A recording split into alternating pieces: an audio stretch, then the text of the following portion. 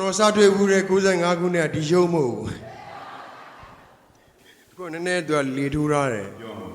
ငါရင်ပြောမယ်ကျွန်တော်တို့အဲ့ကာလာကဒီကာဘာတို့ကော်ပီတို့စပြီးတော့ကျွန်တော်ဒီလောကထဲမှာစပြီးဆိုရတဲ့အချိန်မှာကျွန်တော်ရဲ့ပထမဦးဆုံးအုံကျွန်းခွေလေးကိုစတူဒီမှာစပြီးတော့သွင်းလို့ဆိုတော့ Chief Engineer ကိုကြည်မင်းသိန်းနဲ့အတူတူကျွန်တော်အစအဆုံးဒုက္ခခံပေးရတာမျိုးကြောင့်မယ်မှာဒါလေးကအမှတ်တရ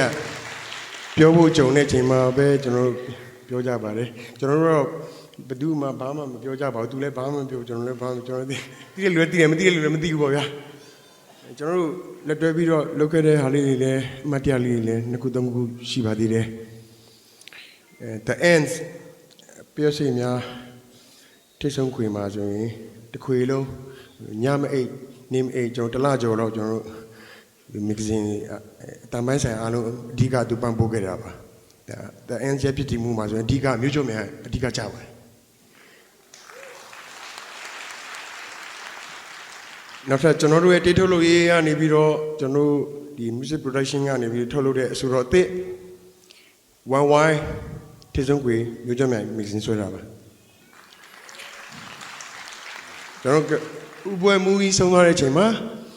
သူ့ရဲ့သမီးလေးကြပြပွဲမူလေးကိုအဆိုတော်ဖြစ်ဖို့ကျွန်တော်ဝိုင်းပြီးတော့စူးစီးပြီးတော့လုပ်ကန်ကြတဲ့အချိန်မှာလဲကိုမျိုးကျော်မြိုင်ပဲကူညီပေးခဲ့တာပါ